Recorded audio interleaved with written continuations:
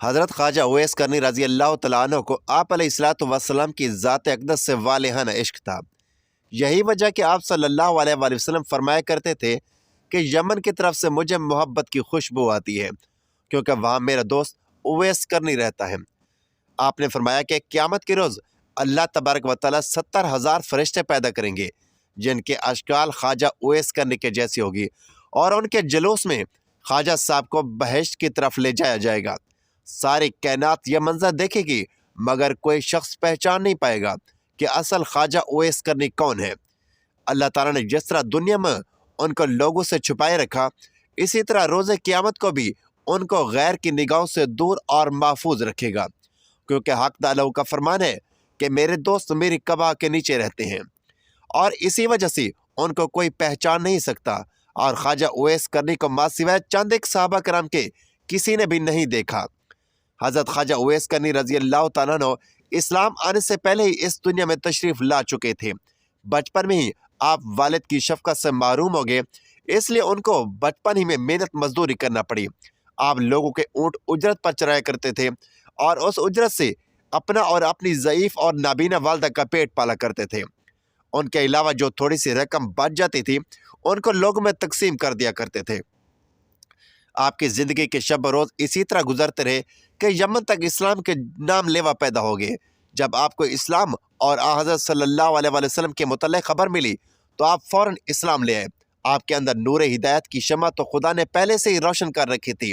اعلان نبوت اور اشاعت اسلام نے اس شمع ہدایت کو جلا بخشی۔ آپ رسول اللہ صلی اللہ علیہ وآلہ وسلم کے دیوانے اور شیدائی بن گئے۔ آپ صلی اللہ علیہ وآلہ وسلم فرماتے ہیں کہ اویس کرنی کو اسلام کی دولت سے اللہ تعالیٰ نے خود روشناس کرایا ہے، اور یہ خدا کی رحمت اور فضل کا اعجاز ہے کہ وہ میرا نادیدہ عاشق صادق بن گئے۔ خواجہ اویس کرنی کو قرب رسول اور دیدار حبیب کا بڑا اشتیاق تھا، مگر آپ کو چشم باطنی کے اشارے سے حضرت صلی اللہ علیہ وآلہ وسلم نے مدینہ آنے سے روکے رکھا۔ اس کی دو وجوہات تھیں۔ ایک تو خواجہ صاحب کی والدہ ضعیف اور بصارت سے محروم تھی، انہیں اکیلا چھوڑنا ناممکن تھا۔ دوسرے، ان پر ہر وقت جذب طاری رہتا تھا۔ اسی وجہ سے آپ صلی اللہ علیہ وآلہ وسلم نے خواجہ صاحب کو حکم دیا کہ آپ ہر وقت میرے چشم باطن کے سامنے ہیں، لہٰذا آپ مدینے آنے کے بجائے اپنی والدہ کی خدمت میں ہماتن مصروف رہیں۔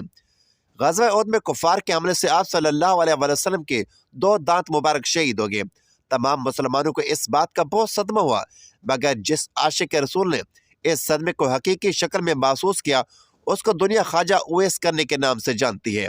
آپ فرماتے ہیں کہ مجھے جب معلوم ہوا کہ میرے آقا سردار دو عالم کے 2 دانت مبارک شہید ہو گئے ہیں تو مجھے یہ بالکل معلوم نہ تھا کہ آپ کے کون سے دانت مبارک شہید ہو گئے، مگر آپ کے موافقت نے مجھے بے چین کر دیا۔ میں نے پہلے ایک دانت توڑا، پھر مجھے خیال آیا کہ شاید یہ والا دانت نہ ٹوٹا ہو، پھر دوسرا توڑا، پھر تیسرا توڑا۔ غرض یہ کہ جو جنون موافقت شدت اختیار کرتا گیا میں دانت توڑتا چلا گیا حتیٰ کہ سارے دانت توڑ ڈالے۔ اللہ تعالیٰ کو اپنے محبوب کے اس عاشق کے دلگیر کی یہ ادا بڑی پسند آئی اور اس کے لیے کیلے کا درخت پیدا کیا، کیونکہ ٹوٹے دانتوں کے ساتھ سوائے نرم کیلوں کے اور کوئی چیز کھانا ممکن نہ تھا۔ صحابہ کرام نے آپ صلی اللہ علیہ وآلہ وسلم سے وقت وصال پوچھا کہ آپ کا فرقہ ہم کس کو دیں؟ آپ نے فرمایا کہ اویس کرنی کو۔ اس مقصد کی بجا آوری کے لیے سیدنا حضرت عمر فاروق رضی اللہ تعالیٰ عنہ اور حضرت علی المرتضیٰ رضی اللہ تعالیٰ عنہ کوفہ تشریف لے گئے اور مسجد میں جمعہ نماز کے خطبے میں کہا، نجد سے تعلق رکھنے والے جتنے لوگ ہیں سب کھڑے ہو جائیں۔ چنانچہ اہل نجد کھڑے ہو گئے، ان سے پوچھا گیا کہ شہر میں کوئی اویس کرنی نام کا شخص ہے؟ سب نے جواب دیا کہ ہم اویس کرنی سے بالکل شناسا نہیں ہیں، ہاں البتہ ایک دیوانہ ہے جو لوگوں سے بیزار ہو چکا ہے اور ہر وقت ویرانوں میں رہتا ہے اور آبادی کی طرف بالکل نہیں آتا۔ حضرت عمر اور حضرت علی نے کہا کہ وہ کہاں ہے، ہماری اس سے ملاقات کرواؤ۔ عرض کی گئی کہ وہ وادی ارنا میں اونٹ چراتا ہے اور رات کو روکھی سوکھی کھا کر سو جاتا ہے اور کسی سے بات چیت نہیں کرتا۔ وہ کھانا جو ہم لوگ کھاتے ہیں اس کو پسند نہیں کرتا، لوگوں کو خوش دیکھتا ہے تو روتا ہے اور جب لوگوں کو روتے ہوئے دیکھتا ہے تو خوش ہوتا ہے۔ جب حضرت عمر اور حضرت علی وادی ارنا پہنچے تو انہوں نے دیکھا کہ خواجہ اویس کرنی نماز ادا کر رہے ہیں اور ان کے اونٹوں کو فرشتے چرا رہے ہیں۔ جب خواجہ اویس کرنی سے نماز سے فارغ ہوئے تو حضرت عمر نے آپ کو السلام علیکم کہا، جواب دیا وعلیکم السلام۔ حضرت علی نے آپ سے نام پوچھا، جواب دیا کہ میرا نام اللہ کا بندہ ہے۔ حضرت عمر نے کہا کہ اللہ کے بندے تو ہم سب ہیں، آپ اپنا خاص نام بتائیں جو تیری ماں نے رکھا ہے۔ خواجہ صاحب بولے کہ میرا نام اویس ہے۔ حضرت عمر نے ان کا ہاتھ پکڑ کر وہ نشان دیکھا جس کے متعلق حضور صلی اللہ علیہ وآلہ وسلم نے ذکر فرمایا تھا کہ وہ نشان اویس کرنے کی شناخت کی علامت ہوگا۔ حضرت عمر نے جب وہ نشان علامت خواجہ اویس کرنی کے ہاتھ پر دیکھا تو ان کے ہاتھ کو بوسہ دیا اور کہا، اے اویس کرنی، رسول اللہ صلی اللہ علیہ وآلہ وسلم نے آپ کو سلام بھیجا ہے اور ساتھ ہی یہ من کا عنایت فرمایا اور وصیت فرمائی ہے کہ آپ امت محمد کی بخشش کے لیے دعا کریں۔ خواجہ اویس کرنی نے فرمایا، اے عمر اور علی، آپ لوگ حضرت صلی اللہ علیہ وآلہ وسلم کے رفیق خاص ہیں اور مجھ سے اعلیٰ ہیں، دعا تو آپ لوگ کریں کیونکہ آپ کا مرتبہ خدا کے دربار میں بہت بلند ہے۔ حضرت عمر اور حضرت علی ایک یک زبان ہو کر بولے، ہم تو دعا کرتے ہی ہیں، مگر آپ باموجب وصیت رسول اللہ صلی اللہ علیہ وآلہ وسلم امت مسلمہ کے لیے دعا فرمائیے۔ خواجہ اویس کرنی نے پھر کہا، اے عمر اور علی، آپ غور کر لیجئے، شاید میں اویس نہ ہوں جس کا حضور نے بتایا ہے، وہ کوئی اور ہو۔ حضرت عمر فاروق نے فرمایا، اے اویس، رسول اللہ صلی اللہ علیہ وسلم نے آپ کے متعلق 2 نشان بتائے تھے اور وہ دونوں نشان آپ کے پاس موجود ہیں، لہٰذا ہماری پہچان اور شناخت بالکل درست ہے۔ خواجہ اویس کرنی نے حضرت عمر اور حضرت علی سے کہا کہ لائیے وہ فرقہ مجھے عطا کیجیے تاکہ میں حسب حکم آقا دعا کروں۔ جب ان کو فرقہ دیا گیا تو حضرت عمر اور حضرت علی سے کچھ فاصلے پر چلے گئے اور زمین پر سجدہ ریز ہو کر بارگاہ الہی میں عرض کی کہ اے خداوند عالم، میں اس وقت تک یہ فرقہ نہ پہنوں گا جب تک تو سرکار دو عالم صلی اللہ علیہ وآلہ وسلم کی ساری امت کو میری سفارش پر بخش نہ دے، کیونکہ پیغمبر اسلام نے یہ منقع مجھے عطا کی ہے اور عمر اور علی نے مجھ تک پہنچانے کے فرائض سر انجام دیے ہیں۔ اب تیرا کام ہے تو میری دعا سن لے اور قبول کر لے۔ اللہ تعالیٰ نے فرمایا کہ اے اویس، ہم نے تیری دعا کی برکت سے چند لوگوں کو تیری سفارش پر بخش دیا۔ آپ نے پھر عرض کی، یا باری تعالیٰ، جب تک تو سب کو نہیں بخشے گا میں یہ فرقہ نہیں پہنوں گا۔ ندا آئی، میں نے کئی ہزار فرد بخش دیے۔ عرض کی، مولا، میں سب کو بخشوانا چاہتا ہوں۔ ابھی یہ گفتگو چل ہی رہی تھی کہ حضرت عمر اور حضرت علی آپ کے قریب چلے گئے اور آپ دونوں کو خواجہ اویس کرنی نے کہا کہ آپ لوگ یہاں کیوں آئے؟ میرا اور خدا کا سلسلہ جاری تھا، آپ لوگوں کی آمد نہ ہوتی تو میں نے اس وقت تک یہ فرقہ نہیں پہنا تھا جب تک اپنے آقا کی ساری امت کو نہ بخشوا لیتا، اور مجھے پورا یقین تھا کہ حق تعالیٰ نے میری سفارش پر حضور صلی اللہ علیہ وآلہ وسلم کی امت کے ہر فرد کو بخش دینا تھا۔ مشہور صحابی حضرت ربیع رضی اللہ تعالیٰ عنہ کہتے ہیں کہ جب میں خواجہ اویس کرنی کی زیارت کو گیا تو میں نے انہیں فجر کی نماز میں مشغول پایا۔ نماز سے فارغ ہوئے تو اپنے درود و وظائف میں مصروف ہو گئے جہاں تک کہ ظہر کا وقت آ گیا۔ پھر یہ کہ بعد دیگر تمام نمازوں اور ذکر الہی میں ایسے مگن ہوئے کہ ساری رات گزر گئی۔ میں ان کا بغور مشاہدہ کرتا رہا۔ اس طرح 3 دن گزر گئے۔ میں نے دیکھا اور حیران رہ گیا کہ ان 3 دن اور راتوں میں حضرت اویس کرنی نے نہ کچھ کھایا نہ پیا بلکہ عبادت میں مشغول رہے اور لمحہ بھر کے لیے بھی آرام نہیں کیا۔ چوتھی رات آپ تھوڑی دیر کے لیے سوئے اور کچھ کھانا بھی کھایا، پھر استغفار کرنے لگے کہ یا الہی، میں تجھ سے پناہ مانگتا ہوں، میں نیند اور بھوک کے غلبے میں مبتلا ہو گیا۔ حضرت ربیع کہتے ہیں کہ خواجہ اویس کرنی نے راتوں کی تقسیم کی ہوئی تھی۔ ایک رات میں سجدہ کرتے تو پوری رات سجدے میں ہی گزار دیتے، اور اگر رکوع کرتے تو ساری رات رکوع کی حالت میں رہتے، کسی رات کو قیام میں بسر کرتے۔ غرض یہ کہ ہر رات کو دوسری رات کی طرح زندہ رکھتے تھے۔ خواجہ اویس کرنی رضی اللہ تعالیٰ عنہ کو حضرت عمر نے پیغام بھیجا کہ اگر آپ کی اجازت ہو تو کوفہ کے گورنر کو خط لکھوں کہ وہ آپ کا خاص خیال رکھے۔ خواجہ صاحب نے جواب دیا کہ میں خصوصیت کے ساتھ زندگی بسر کرنے کے سخت خلاف ہوں۔ میرا ہاتھ حاجت روا کے ہاتھ میں ہے، مجھے تو بس یاد الہی سے غرض ہے، وہ میں کر رہا ہوں اور کوئی چیز درکار نہیں۔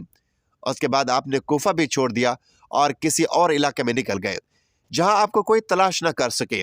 ایک دفعہ کا واقعہ ہے کہ حضرت اویس کرنی کو آپ صلی اللہ علیہ وآلہ وسلم کے دیدار کا شوق اس قدر پیدا ہوا کہ انہوں نے مدینے آنے کا ارادہ کیا۔ اب ادھر انہوں نے ارادہ کیا، ادھر آپ صلی اللہ علیہ وآلہ وسلم کو کسی غزوہ میں شرکت کرنے کے لیے مدینہ سے باہر جانا پڑا، لیکن آپ علیہ الصلوۃ والسلام نے حضرت عائشہ سے فرمایا کہ میرے جانے کے بعد شاید کوئی مہمان آئے، اگر وہ یہاں آئے تو اس کی خوب خاطر مدارت کی جائے اور ہر طرح سے خیال رکھا جائے، کیونکہ وہ بڑا ہی پارسائی انسان ہے، اور میرے آنے تک اس کو روکنے کی کوشش کی جائے۔ اگر وہ نہ رکنا چاہے تو مجبور نہ کیا جائے، مگر اس کی شکل و صورت یاد رکھی جائے۔ یہ ہدایت دے کر رسالت میں آپ خود غزوہ میں شرکت کے لیے روانہ ہو گئے۔ بعد میں خواجہ اویس کرنی مدینہ تشریف لائے۔ ان کو جب پتہ چلا کہ حضور سرور کائنات اس وقت مدینہ میں نہیں ہے، تو انہوں نے اسی وقت واپسی کا فیصلہ کیا۔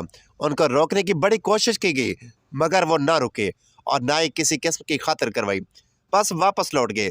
جب آپ صلی اللہ علیہ وآلہ وسلم مدینہ واپس تشریف لائے تو آتے ہی انہوں نے حضرت عائشہ صدیقہ رضی اللہ تعالیٰ عنہ سے سوال کیا کہ کیا کوئی مہمان آیا تھا؟ ام المومنین نے عرض کی، اے اللہ کے رسول صلی اللہ علیہ وآلہ وسلم، ایک شخص جو کہ یمن سے آیا تھا، اس کی شکل و صورت چرواہوں کے جیسے تھی، آپ کو نہ پا کر ایک لمحہ بھی یہاں نہ رکا اور چلا گیا۔ آپ علیہ الصلوۃ والسلام بولے کہ عائشہ پتہ ہے وہ کون تھا؟ عرض کی کہ حضور میں بالکل نہیں جانتی۔ فرمایا کہ وہ اویس کرنی تھا جو میرے دیدار کے لیے یہاں آیا تھا اور دیدار کی حسرت دل میں ہی لیے واپس چلا گیا، اور وہ ٹھہر بھی نہیں سکتا تھا کیونکہ اس کی ایک والدہ ہے جو بوڑھی ہے اور آنکھوں سے معذور ہے اور اس کی دیکھ بھال کرنے والا کوئی نہیں، اس لیے اس کو ہر حال میں واپس جانا ہی تھا۔ اور یہ وہ شخص ہے جو کہ خدا اور اس کے رسول کا سچا چاہنے والا ہے، جس کو صرف ذکر الہی سے غرض ہے اور وہ کسی چیز سے نہ مرعوب ہے نہ متاثر۔ اویس کرنی میرا عاشق ہے اور اللہ اس سے محبت کرتا ہے۔ حضرت عائشہ نے جب یہ باتیں سنی تو اس کو حضرت خواجہ اویس کرنی رضی اللہ تعالیٰ عنہ کے مقام پر رشک آنے لگا اور فرمانے لگی، اے خدا کے حبیب، وہ شخص واقعی کس قدر عظیم ہوگا جس کے ذات و تقوی اور عبادت و ریاضت کی تعریف خدا اور اس کا محبوب کرے۔ مشہور تابعی حضرت حرم بن حیان رضی اللہ تعالیٰ عنہ کی ایک بار خواجہ اویس کرنی رضی اللہ تعالیٰ عنہ سے ملاقات ہوئی۔ وہ اپنی ملاقات کچھ اس طرح سے بیان کرتے ہیں، خواجہ اویس کرنی کوفہ میں مقیم تھے، میں نے آپ کی تعریف سنی، ملاقات کا شوق غالب ہوا اور میں ان کی زیارت کرنے کے لیے کوفہ پہنچ گیا۔ لوگوں نے بتایا کہ وہ دریائے فرات پر ملیں گے۔ میں دریا کے کنارے پر پہنچا تو دیکھا کہ ایک شخص تنہا بیٹھا دوپہر کے وقت وضو کر رہا تھا اور کپڑے دھو رہا تھا۔ میں اویس کرنے کے اوصاف سے جڑا تھا اس لیے فوراً ہی پہچان گیا۔ ان کا جسم فربا اور رنگ گندمی تھا، سر منڈا ہوا تھا اور داڑھی گھنی تھی، بدن پر بہت بال تھے اور چہرہ بہت بڑا اور مہم تھا۔ صوف کا پاجامہ پہنے ہوئے تھے اور صوف کی ایک چادر جس پر تھی۔ میں نے قریب پہنچ کر سلام کیا، انہوں نے جواب دیا اور میری طرف دیکھ کر کہا، اللہ تجھے سلامت رکھے۔ پہلے میں نے مسافہ کے لیے ہاتھ بڑھائے لیکن انہوں نے مسافہ کرنے سے گریز کیا اور اپنے پہلے والے الفاظ دہرائے کہ اللہ تمہیں سلامت رکھے۔ مجھے ان کی حالت پر بڑا ترس آیا اور میری آنکھوں سے آنسو بہنے لگے۔ جب میں نے رکت بھرے لہجے میں کہا، اویس خدا تم پر رحم کرے اور تمہاری مغفرت فرمائے، تو وہ بھی رونے لگے اور مجھ سے مخاطب ہو کر فرمایا کہ حرم بن حیان، خدا تم پر رحم کرے، میرے بھائی تمہارا کیا حال ہے؟ تمہیں میرا نام و پتہ کس نے بتایا؟ میں نے عرض کیا کہ خدا نے، مگر اویس یہ تو بتاؤ یہ میرا اور میرے باپ کا نام کیسے معلوم ہوا؟ نہ تو اس سے پہلے میں نے تمہیں دیکھا ہے نہ تو آپ نے مجھے۔ حضرت اویس نے جواب دیا کہ تمہارا نام مجھے اس نے بتایا ہے جس کے علم و خبر سے کوئی چیز پوشیدہ نہیں۔ میری روح نے تمہاری روح کی طرف توجہ کی اور میری روح نے تمہاری روح کو پہچان لیا۔ مومن کی روح ایک دوسرے کو پہچان لیتی ہیں۔ میں نے عرض کی کہ رسول اللہ صلی اللہ علیہ وآلہ وسلم کی کوئی حدیث مبارک سنائیے تاکہ میں اسے یاد کر لوں۔ حضرت اویس کرنی نے فرمایا کہ میں نے سرکار دو عالم صلی اللہ علیہ وآلہ وسلم کی شرف صحبت حاصل نہیں کی، البتہ حضور صلی اللہ علیہ وآلہ وسلم کے صحابہ کرام کو دیکھنے کی سعادت نصیب ہوئی ہے، اور تم لوگوں کی طرح ان کی زبان سے بھی میں نے حضور کی احادیث سنی ہے، لیکن میں اپنے اوپر یہ دروازہ کھول کر محدث، مفتی اور قاضی کہلانا پسند نہیں کرتا، مجھے خود اپنی نفس کے بہت سے کام ہیں۔ یہ کہہ کر وہ میرا ہاتھ پکڑ کر چومنے لگے۔ میں نے درخواست کی کہ پھر قرآن حکیم کی کچھ آیات سنا دیجیے، میرے دل میں آپ کی زبان سے قرآن سننے کا بے حد اشتیاق ہے، میری آپ سے محبت و عقیدت خدا کے لیے، میرے لیے دعا فرمائیے اور کچھ وصیتیں کیجیے۔ میری درخواست سن کر اویس کرنی رضی اللہ تعالیٰ عنہ نے اعوذ باللہ من الشیطان الرجیم پڑھا اور چیخ مار کر رونے لگے۔ پھر فرمایا، میرے رب کا ذکر بلند ہے، اس کا قول سب سے سچا ہے، اس کا کلام سب سے اچھا ہے۔ یہ کہہ کر انہوں نے کچھ آیات تلاوت کی، پھر چیخ ماری اور بے ہوش ہو گئے۔ ہوش میں آئے تو فرمایا، حرم بن حیان، تمہارا باپ مر گیا، عنقریب تم کو بھی مرنا ہے، کیا خبر جنت میں جائیں یا دوزخ میں؟ حرم بن حیان، آدم فوت ہو گئے، حوا فوت ہوگی، ابن حیان نوح اور ابراہیم خلیل اللہ فوت ہو گئے، ابن حیان موسیٰ اور داؤد فوت ہو گئے، ابن حیان محمد رسول اللہ صلی اللہ علیہ وآلہ وسلم فوت ہو گئے، ابو بکر صدیق فوت ہو گئے، ابن حیان میرے بھائی عمر بن خطاب فوت ہو گئے۔ اور یہ کہہ کر انہوں نے مغفرت کی دعا کی۔ اس وقت تک حضرت عمر فاروق رضی اللہ تعالیٰ عنہ زندہ تھے، اس لیے میں نے کہا کہ خدا آپ پر رحم کرے، عمر بن خطاب رضی اللہ تعالیٰ عنہ تو ابھی فوت نہیں ہوئے۔ فرمایا ہاں، جو کچھ میں نے کہا ہے جب تم اس کو سمجھو گے تو جان جاؤ گے کہ میں اور تم بھی مردہ ہیں، ہونے والی بات ہو چکی ہے۔ اس کے بعد حضرت اویس کرنی رضی اللہ تعالیٰ عنہ نے سرکار دو عالم صلی اللہ علیہ وسلم پر درود بھیجا، پھر کچھ اور دعائیں پڑھی اور فرمایا کہ حرم بن حیان، میری وصیت یہ ہے کہ کتاب اللہ کو مضبوطی سے پکڑو، اہل اللہ کی صحبت اختیار کرو اور نبی اکرم صلی اللہ علیہ وسلم پر ہمیشہ درود و سلام بھیجتے رہو۔ میں نے اپنی اور تمہاری موت کی خبر دے دی، آئندہ کسی وقت موت سے غافل نہ رہنا، واپس جا کر اپنی قوم کو بھی نصیحت کرنا اور ڈرنا، خبردار جماعت کا ساتھ کبھی نہ چھوڑنا ورنہ بے دین ہو جاؤ گے اور قیامت میں آتش دوزخ کا ایندھن بننا پڑے گا۔ پھر انہوں نے دعا کی کہ الہی، یہ شخص کہتا ہے کہ اس کو تیرے لیے مجھ سے محبت ہے اور اس نے تیرے لیے مجھ سے ملاقات کی، اس لیے خدا مجھے توفیق دے کہ میں جنت میں اس کا چہرہ پہچان جاؤں اور دارالسلام میں میری اور اس کی ملاقات ہو۔ وہ دنیا میں جہاں کہیں بھی رہے اس کو اپنے حفظ و امان میں رکھنا، اس کو قناعت عطا کر اس کو اپنی نعمتوں کا شکر گزار بنا اور اس کو جزائے خیر دے۔ دعا کے بعد اویس کرنی نے مجھ سے فرمایا، اے حرم بن حیان، اب میں تجھے اللہ کے سپرد کرتا ہوں، آج کے بعد میں تم کو نہیں دیکھوں گا، مجھے شہرت پسند نہیں ہے، گوشہ خلوت ہی میرا رفیق ہے، آئندہ مجھے تلاش کرنے کی کوشش بھی مت کرنا، مجھے ڈھونڈنے میں تم کامیاب نہیں ہو سکو گے، میں تمہیں ہمیشہ یاد رکھوں گا اور تم بھی مجھے یاد رکھنا، میرے لیے دعائیں خیر کرتے رہنا۔ اچھا، السلام علیکم ورحمۃ اللہ۔ یہ کہہ کر وہ ایک سمت کو چلے گئے۔ اس کے بعد میں نے ان کو بہت تلاش کیا لیکن کسی سے ان کے بارے میں کچھ پتہ نہ چل سکا۔ البتہ کوئی ہفتہ ایسا نہیں جاتا جس میں ان کو ایک یا دو بار خواب میں نہ دیکھا ہو۔ اللہ تعالیٰ اویس کرنے پر اپنی رحمت نازل فرمائے اور ان کی مغفرت فرمائے، آمین یا رب العالمین۔